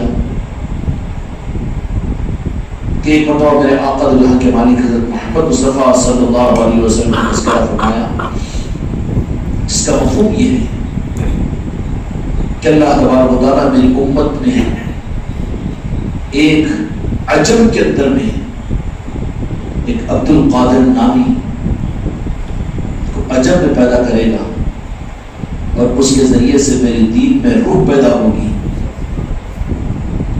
کون تذکرہ کر رہے ہیں؟ دلہ کے مالک، جو دین کے نظام غوث اعظم کے نظاموں سے جن کو الرجی ہو، جو اولیاء کے نظاموں سے دور ہو، وہ دین کے سچے نظام ہیں نہیں ہے۔ یہی بات وہ بات تھی، وہی بات تھی کہ حضور قرآن میں غوث اعظم کی خصوصیت کیا ہے، اور یہ فرمایا کہ جس رات حضور قرآن میں غوث اعظم دستگیر رحمۃ اللہ علیہ اس دنیا میں تشریف لائے تو اس سے کچھ دن پہلے تو جہاں کے مالک میرے آقا حضور قرآن پیر کے والد محترم حضرت سید عبدالقادر جیلانی نجیب الطرفین سید ہے۔ نجیب الطرفین سے مراد ماں کی طرف سے بھی باپ کی طرف سے سید ہے، آل رسول ہے، میرے مصطفیٰ کے آل ہیں۔ یہی اعزاز کا بڑا نہیں ہے، دو طرف سے بھی مرج البحرین یلتقیان بینہما برزخ لا یبغیان، نجیب الطرفین ہے۔ آپ کے والد کا نام سید ابو صالح موسیٰ، آپ کے والد مبارک ابو صالح موسیٰ، اور والدہ ماجدہ کا اسم گرامی ام الخیر فاطمہ، واہ، ام الخیر فاطمہ، اور ان کا لقب امت الجبار تھا۔ حضرت غوث اعظم کا اصلی نام حضرت سید عبد القادر جیلانی ہے، کنیت ابو محمد ہے، لقب محی الدین ہے، مگر عامت المسلمین میں آپ محبوب سبحانی غوث الثقلین غوث الاعظم کے نام سے مشہور ہیں۔ اولیاء اکرام ابتدا کے اندر میں اپنے ناموں سے، اپنے صفات سے، اپنی کرامتوں سے پہچانے جاتے ہیں، لیکن اللہ کے قرب میں جب آگے بڑھتے چلے جاتے ہیں تو پھر رب ان کے ناموں کے علاوہ ان کے لقب سے دنیا میں مشہور کر دیتا ہے کہ نام بھی لینا بے ادبی ہوتی ہے میرے دوستوں کی۔ یہ مقام ہوتا ہے اولیاء کا، اولیاء کا، اولیاء اللہ کے دوست ہوتے ہیں۔ دوستوں کو راز ہوگا کہ نہیں، رازدار تو دوست ہی چھوڑے۔ اللہ ہر بار بتاتا اپنی راز ان کو بتاتا ہے۔ اللہ محتاج نہیں ہے، لیکن پھر وہ اللہ کیسا ہے جس کو اولاد کی ضرورت نہیں ہے، جس کا باپ نہیں ہے، لیکن دوست کیوں اس کو، دوست کیوں ہوتے اللہ تعالیٰ کو؟ وہ راز الگ ہے کہ وہ دوست کہ وہ اس کے محبوب کے چہیتے ہوتے ہیں، اس کے لیے دوست بنا لیتا ہے۔ کس کو؟ جو میرے آقا کے چہیتے بن جاتے ہیں، اپنا سب کچھ قربان کر کے میرے مصطفیٰ کی مسکراہٹ چاہتے ہیں۔ جب اس مقام پر ایک آدمی اور ایک امتی میرے آقا کی بارگاہ میں پہنچ جاتا ہے کہ یا رسول اللہ، میری جان، میرا مال، میری آل اولاد، میری نسلیں، سب کچھ، میری جنت بھی، میرا دین و دھرم اور میرا ایمان، سب کچھ قربان، لیکن یا رسول اللہ آپ اپنی مسکراہٹ عطا کر دیجئے، اور اس کا ثبوت کہ اپنی زندگی سے دیتا ہے، تو یہ وہ مقام ہوتا ہے کہ پھر میرے مصطفیٰ کہتے ہیں کہ یہ میرا بن چکا ہے، تو وہ کہتا ہے کہ جو تمہارا ہے وہ میرا دوست ہے۔ جب اللہ اپنا دوست بناتا ہے، جب ان کو، اور ولایت جو ملتی ہے وہ بھی کن کے صدقے میں؟ آقا کے صدقے میں۔ اور جن کو دوست بنا لیتا ہے تو پھر وہ ناز پروردہ بن جاتے ہیں۔ کیا بن جاتے ہیں؟ کیا بن جاتے ہیں؟ دوست، ولی کے معنی دوست، اور یہ غوث اعظم تو دوستوں کے بنانے والے ہیں، اللہ کی دوستی سپلائی کرنے والے ہیں۔ ان کا مقام آقا کا کیا ہوا؟ اس لیے ابو صالح چکیدوس رحمت و رضوان کی خواب میں بشارت دی اور کہا کہ ہمارے شہزادے آ رہے ہیں، آنے سے پہلے ہی تلا تیرے دو جا کے مالک والد محترم کے پاس میں، اور وہ دنیا میں غوث اعظم کا مقام ان کو ہوگا۔ اور پھر اس کے بعد میں پھر یہ فرمایا کہ ان کی حیثیت اور ان کا مقام ایسا ہے جیسا تمام نبیوں میں میرا ہے۔ غوث اعظم کا مقام یہ ہے کہ تمام اولیاء میں میری طرح سے جیسے میں سارے نبیوں میں افضل ہوں، تمام اولیاء میں عبد القادر افضل ہوں گے۔ یہ کون اطلاع دے رہے ہیں؟ دو جہان کے مالک۔ تو سب کی ولایت، سارے نبیوں کی نبوت سے تو انسانیت آنے کے بعد واقف ہوئی، لیکن خاصیت صرف میرے مصطفیٰ کی ہے کہ آپ کے آنے سے پہلے دنیا نے آپ کو پہچانا اور آپ کا انتظار کیا۔ ایسے ہی حضور غوث اعظم کی ولایت یہ ہے کہ آپ آنے کے بعد، ولی کا اعلان ہونے کے بعد ولایت آپ کی نہیں پہچانی گئی، بلکہ آپ کے آنے سے پہلے نظام عالم میں آپ کی ولایت کے مشرق و مغرب، شمال و جنوب میں ڈنکے بجا دیے گئے۔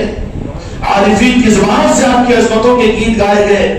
سیدنا جنید بغدادی رضی اللہ عنہ 200 برس پہلے اعلان کر رہے ہیں بغداد کی مسجد کے منبر پر بیٹھ کر کہ ایک عجم کے اندر میں ایک پیدا ہونے والے عبد القادر ہے، جب بغداد میں پیدا ہوں گے اور وہ ایسے ہوں گے، ایسے ہوں گے۔ اور اس کے بعد اپنی گردن کو یہ جھکایا۔ لوگوں نے کہا کہ منبر پر بیٹھ کر آپ نے گردن کیوں جھکایا؟ جن کا تذکرہ کیا ہوں میں وہ ایسے ہیں کہ اللہ نے ان کو یہ عظمت عطا فرمائی ہے کہ وہ ایسے ولیوں کے ولی ہے، اولین اور آخرین کے، کہ ان کا قدم ہر ولی کی گردن پر ہے۔ وہ ہے حضور پیران غوث اعظم۔ کتنے خوش نصیب ہو خانقاہ محمدی والوں کہ کس اولیاء کے تذکرے کی خیرات ان کو ان خانقاہوں میں ملتی ہے۔ محروم نہیں ہے، نسبتیں ہیں، اپنے گھروں کے درمیان محفلوں کو سجاؤ۔ یہاں کی محفل ہونے کے بعد کیا ہوگا؟ جو مشرق میں غسل اعظم کو یاد کرتا ہے تو غسل اعظم اس کو دیکھتے ہوئے پہچان لیتے ہیں.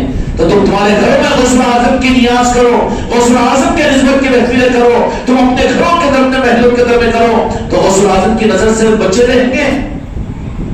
نہیں بچے رہیں گے. اور پھر نہیں تو جتنا تمہارے در میں عقیدہ صحیح ہوگا اور عزم صحیح ہوگا, نیت صحیح ہوگی, اور جتنی تابعداری کا مزاج ہوگا اس اعتبار سے غسل اعظم تم کو نوازیں گے. لیکن پہلے ہی دروازہ بند کر لیں, سب صحیح ہے مگر کرنا تو اپنے مزاج کا اپنے کو کرنا ہے, اپنے کو جو سمجھتا ہے وہی کرنا ہے. تو نل کے نیچے چاہے اتنی موٹی نل ہو, اونٹھا کھڑا ہو تو فائدہ نہیں. سن سن کر عظمتوں کو دیکھ دیکھ کر دل کہہ رہا ہوگا کہ نہیں کرنا چاہیے, لیکن کھڑی اونٹھا ہے تو نل کا پانی کہاں جمع ہوگا؟ پھر گھڑا اونٹھا گھڑا اٹھا کر لے کر جا, بڈی پتھر بھڑکائیں گی کہ خالی کھڑا لے کر آیا ہے تو. اونٹھا گھڑا نہیں, مجلسوں میں بیٹھو تو کچھ عزم کرو. اس کے لیے مجلسیں ہیں, یہ رسم کے لیے مجلسیں نہیں ہے, بلکہ یہ تو فیضان کے لینے اور زندگیوں میں حاصل کرنے کے لیے ہے. بچی ہوئی زندگیوں کے اندر نعمتوں کو حاصل کرنے کی کوشش کرو. تو جہاں کے مالک میرے آقا نے یہ فرما دیا کہ اے موسیٰ, کہ تمہارے گھر میں جو آنے والے شہزادے ویسی عصمت والے ہیں کہ وہ ہمارے بھی چہیتے ہیں اور اللہ کے بھی چہیتے ہیں. آنے سے پہلے اعلان ہو رہا ہے, ہائے ہائے اللہ کی کیا مہربانی ہے امت کے ساتھ میں, اللہ کی کیا مہربانی ہے امت کے ساتھ میں, کہ اللہ نے اپنے خزانے کے سب سے بڑی قیمتی نسبت اپنے محبوب کی صورت کا کلمہ عطا کیا اور کلمہ شہادت مجھ کو تم کو عطا کیا, اور اسی کے ساتھ میں پنجتن پاک جیسی دولت عطا کی. دی کہ نہیں دی؟ امت پچھلے امت کو ملی. سید کائنات جیسی کوئی نہیں, خدا کی قسم. مولا علی جیسا کسی امت میں نہیں, مولا حسن مولا حسین جیسے کوئی نہیں, سید کائنات جیسی کوئی نہیں. یہ پنجتن پاک کا تحفہ بھی تو اللہ تعالیٰ نے اپنے محبوب کے صدقے میں تم کو مجھ کو عطا کیا نا. دیا کہ نہیں دیا؟ آنکھوں کا سرما ہے ہمارے لیے پنجتن پاک, ہماری قبر کا مجھ سے ہمارے ایمان کی تصدیق ہے, ہمارے عقیدے کی بنیاد ہے پنجتن پاک. اور یہی نہیں کیا, اور ذرا قدر کے ساتھ میں آگے بڑھو تو خدا بھی بڑا مہربان ہوتا ہے اپنے محبوب کی امت پر. پنجتن پاک ٹھیک ہے, میدان کربلا کے شہید کربلا کی یاد ٹھیک ہے, ان کی محفل تمہارے گھر میں ٹھیک ہے, چلو اور آگے بڑھو اور میں نوازتا چلا جاؤں گا, میں لیتے لیتے نہیں تھکوں گا, تم لیتے لیتے تھک جاؤ گے. تھک جاؤ گے؟ تھک گئے؟ نہیں تھکے نا؟ ڈنڈی تو نہیں مارے نا؟ میرا کی محفلوں میں چاہ جانا تھی, پھر وہ بھی کرا, پھر اب یہ آنا کی 11 کی محفلوں میں روزانہ آئیں گے, تھکیں گے نہیں, پھر اپنے گھر میں بھی انشاءاللہ کروائیں گے. تم لیتے لیتے تھک جاؤ گے, لیکن میں دیتے دیتے نہیں تھکوں گا. یہی نظام ہے کہ نہیں, جو حق کو لینے والا ہے. اب جو کتے کی بھی ٹکڑے لینے کے چکر میں ہیں, دنیا زیادہ مل جانا, دعوتاں زیادہ مل جانا, کھانے کو زیادہ مل جانا, اولاد مل جانا, میرا گھر اچھا بن جانا, خوب بن جانا, یہ تو کتا ہے جو ٹکڑے کو ترسنے والا ہے. ان نظاموں کو ذریعہ بناؤ خدا کی بارگاہ کی خیرات لینے کے لیے اور وہ عرشی نعمتوں کے لینے کے لیے. تمہاری غربت اس میں مانے نہ ہو, تمہاری بے اختیاری اس میں مانے نہ ہو. جس درجے کے در میں ہو سکتا ہے اپنی طلب کے ساتھ اپنے دل کے پیالے اور دل کے گھڑے کو سیدھا رکھ کر بھر لینے کی کوشش کرو. تو میلاد کی محفلیں بھی اور نسبتیں بھی ملی, یہ سب کچھ بھی ملا. اس کے بعد میں پنجتن پاک کے نظام بھی میں نے تم کو دے دیا, میرے محبوب کی صبر بھی. لیکن میرے محبوب اور بھی آپ کی امت پر نوازنے کے لیے میں اپنے خزانے کا وہ قیمتی جوہر جو آپ کے صدقے میں حضور بن غوث اعظم کی صورت میں بنایا ہوں, وہ بھی میں آپ کی امت کو عطا کروں گا, وہ بھی میں تم کو عطا کروں گا. اور اللہ کو عطا کرتے کرتے دیتے دیتے دیتے دیتے 550 برس میرے آقا کے پردہ فرمانے کے بعد ہو گئے. جب دیکھا عالمی اعتبار سے کہ دنیا کے اندر میں عقیدے کی روشنی کم ہو گئی اور میرے مصطفیٰ کے ساتھ کی نسبتیں کمزور پڑ رہی ہے امت کے لیے, دنیا کو حق کی ضرورت ہے, تو پھر رب العالمین نے شہادت کے نظام کو دے کر حضور کے غوث اعظم کو بھیجا.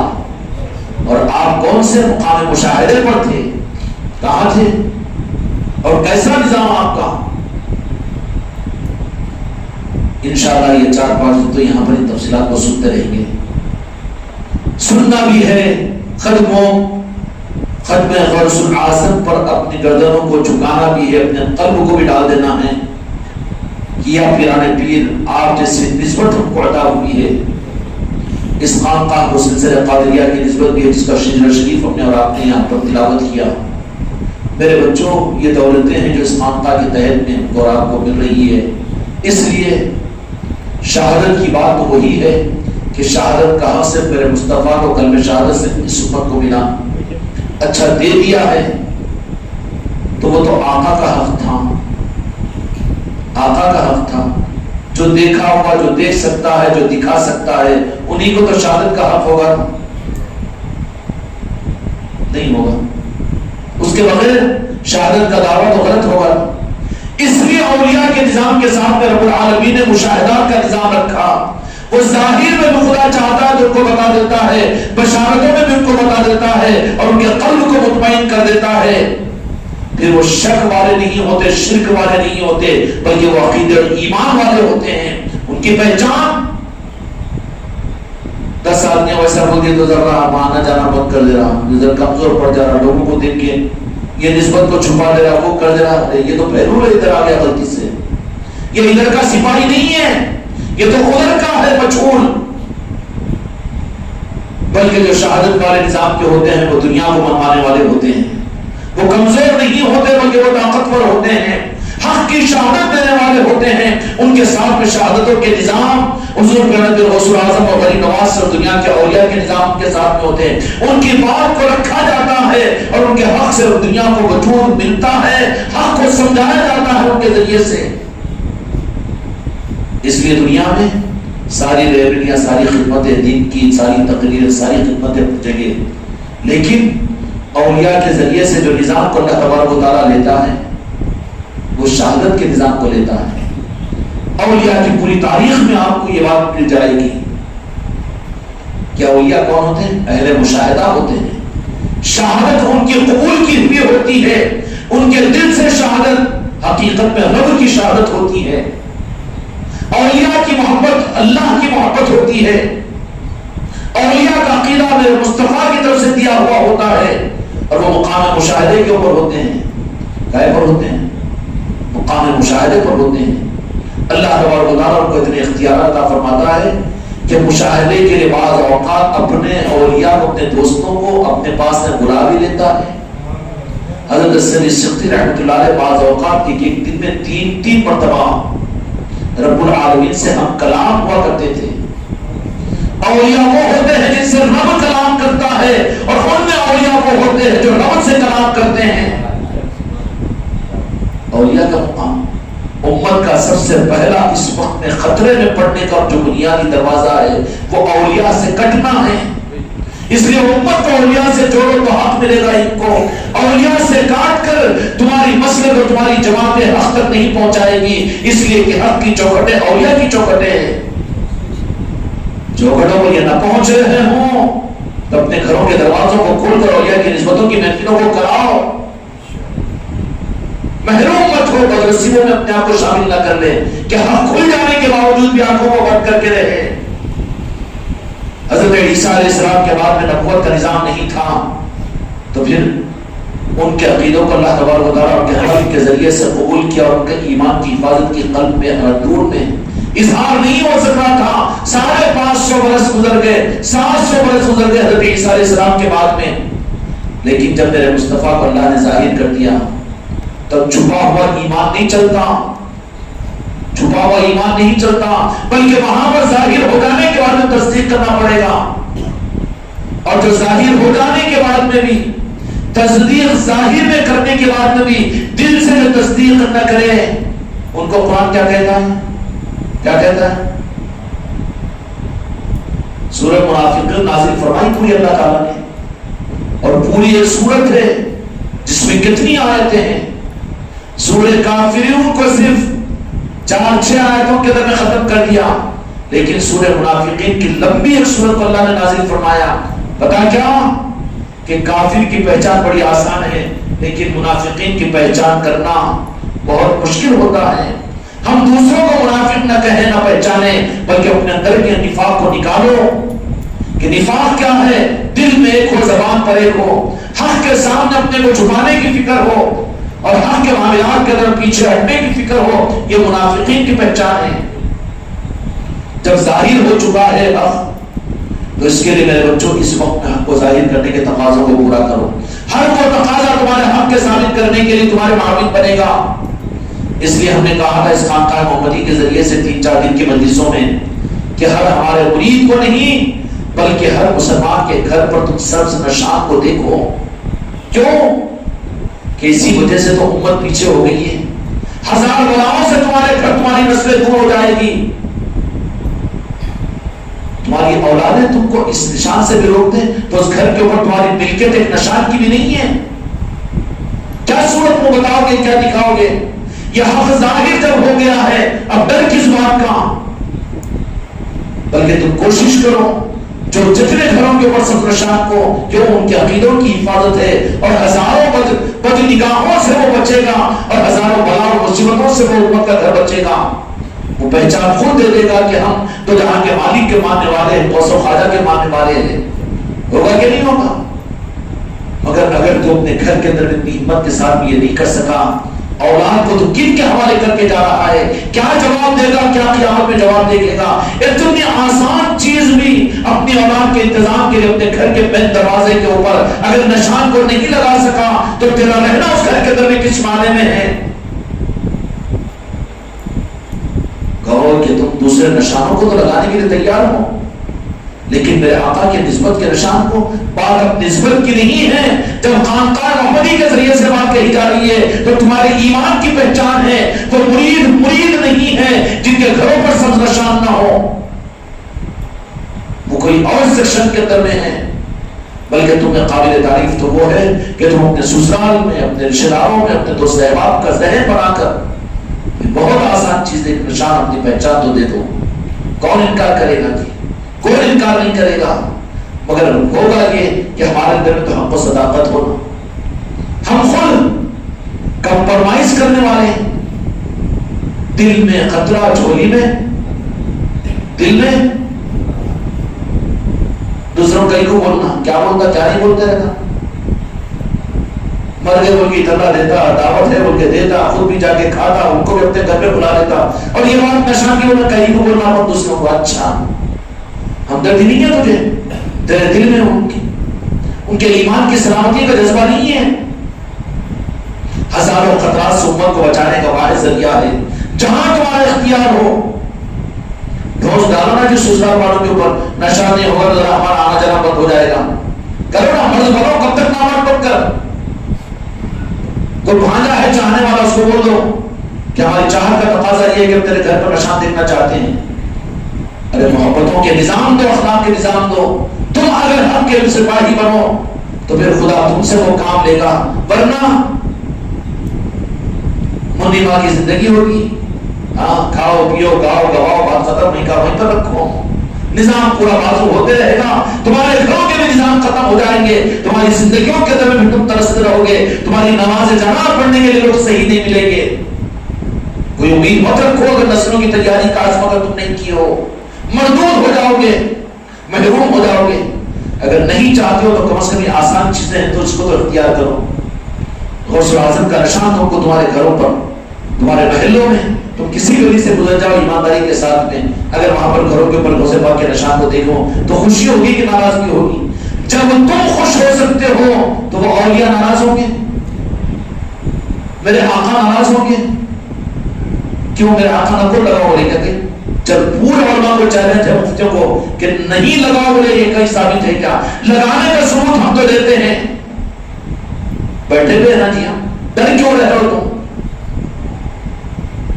بہت مجھے گھن آتی ہے کسی مجھ سے محبت کرنے والے کے گھر پر ان چیزوں کو اب نہیں دیکھ سکوں گا، نہیں دیکھ پاؤں گا، نہیں، مجھے چھوڑ دو، میری تم کو ضرورت نہیں، تمہاری میرے کو ضرورت نہیں ہے۔ جہاں میرے آقاؤں کا نظام نہ ہو، جہاں پر جو میں کہوں اس کو قبول کرنے کو تیار نہ ہو، پھر کیا ہے یہ خامخواہ کی مکاری ہے، یہ تو عیاری ہے، تمہاری دھوکہ دہی ہے، نہ تم کو کام آئے گی نہ مجھے کام آئے گی۔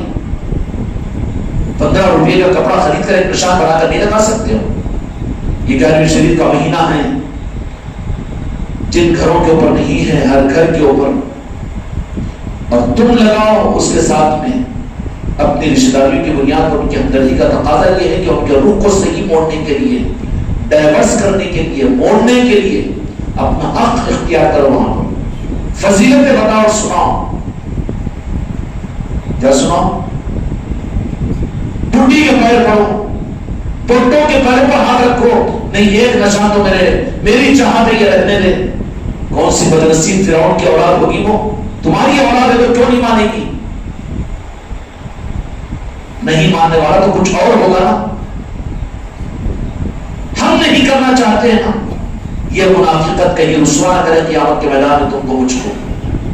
سمجھ میں آ رہی نا بات؟ اس لیے کامیاب وہ لوگ ہیں کہ جو ان چیزوں کو امت میں رواج دو، انہیں چیزوں کے ذریعے سے بزرگوں سے امت کو کاٹا ہے، انہیں چیزوں کے ذریعے سے امت کو اولیاء سے جوڑو.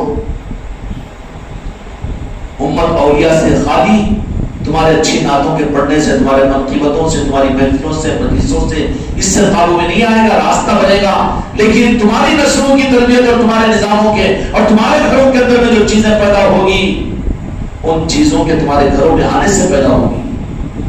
سمجھ میں آ گئی نا؟ ہم کوئی فرض و واجب نہیں کہہ رہے ہیں، ڈرنے اور گھبرانے کی ضرورت نہیں ہے. ہم تو پوچھ لیں گے. آج بھی ہمارے پاس میں نظام آباد کے 3-4 علماء بڑے بڑے آئے تھے، ہم نے ڈٹ کر ان کے سامنے بات کی. لڑے نہیں ہم، مگر قائل ہو کر گئے ہو کہ نہیں، بات تو یہی ہے. ویسے اونچے چوٹی پر رہنے والے قبول کر رہے ہیں، اور تم ہیں کہ اپنے گھر میں اپنی بڈی کو فیس نہیں کر سکتے اور اپنی اولاد کے سامنے ہتھیار ڈال دیتے ہو. تو پھر کیا شرم آنی چاہیے کہ تم اس گھر کے اندر میں رہے کیوں رہے ہو؟ رہنا کس معنی میں؟ اس گھر سے تمہارا جنازہ نکلے گا تو پھر کم از کم یہ انتظام تو ہو کہ گھر کے دروازے پر نشان، تو نشان کے نیچے سے تو جنازہ جائے.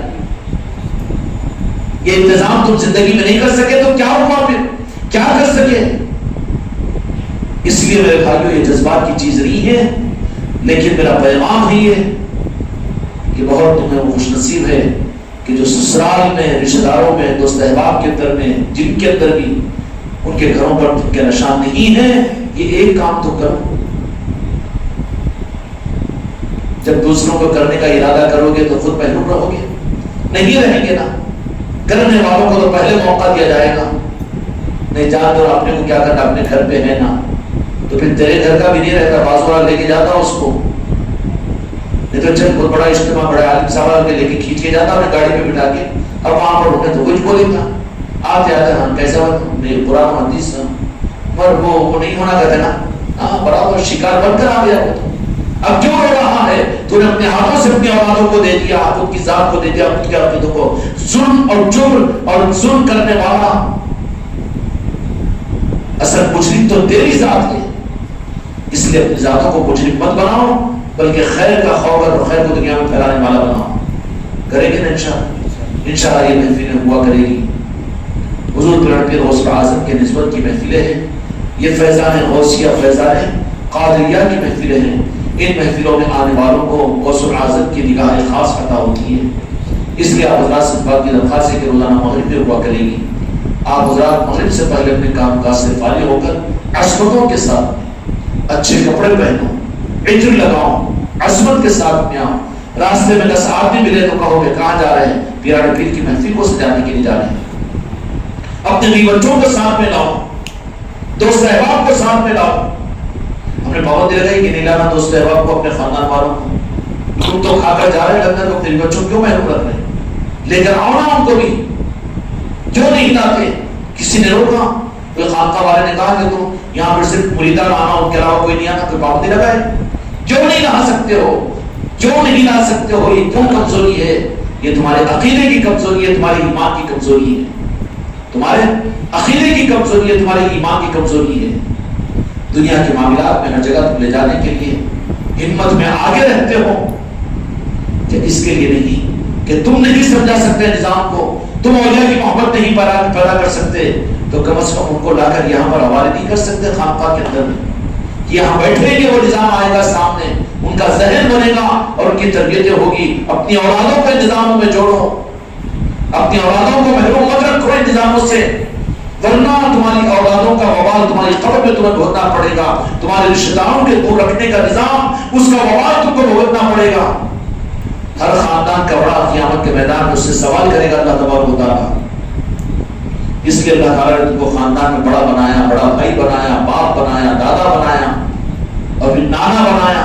تو تمہاری ذمہ داری ہے کہ ان کو حق دینے کے لیے تم نہیں دے سکتے تو کم از کم یہاں تک لانا بھی تو حق دینے کے مترادف ہے نا. کوئی ممکن نہیں ہے نا, یا قانون ہے کہ جو لاؤ تو 5 کلو چاول لے کر آؤ, 2 کلو دال لے کر آؤ, 1 کلو تیل لاؤ, کوئی ہے قانون؟ یا پھر چندے کی دستی گھومتی ہے؟ کوئی نظام نہیں ہے. یہ تو میرے غوث و خواجہ کا کرم ہے. 1 نہیں 1000 ہو کے 1 لاکھ ہو, یہاں پر تو کسی سے یوں کا نظام ہی نہیں ہے. اس کے باوجود اگر تم اپنے بیوی بچوں اپنے خاندان والوں کو محروم کر رہے ہیں تو تم خود اس کا ذمہ دار ہو. اس لیے جو تدبیر اختیار کر سکتے ہو, پیران پیر کے نسبت کی محفلوں پر تم جو پیران پیر ہیں وہ ان کی نگاہ کرم سے کفر اور ظلم کے بادل چھڑ جاتے ہیں. اس لیے امید کرتا ہوں میرے بچوں سے, سارے حضرات سے, کہ کل آؤ تو اپنے بال بچوں کے ساتھ, اپنے دوست احباب کے ساتھ میں آئیں گے. آتے ہوئے بھی کہو کہ کہاں جا رہے ہو تو کہو نا ظہر کے بعد سے شروع کر دو. خان پیران پیر کی نسبت کی محفل ہے, یہ تمہاری آوازیں پیران پیر کے تک پہنچے گی. ہاں سمجھ میں آ رہی بات؟ کریں گے نا انشاءاللہ. اس لیے کل آؤ تو مغرب سے پہلے فارغ ہو کر یہاں پر پہنچ جاؤ. روزانہ انشاءاللہ محفلیں ہوگی. عشاء کے بعد میں لنگر سے بھی فارغ ہونا, اس کے بعد میں تشریف لے جانا. ٹھیک ہے بیٹا, کریں گے انشاءاللہ.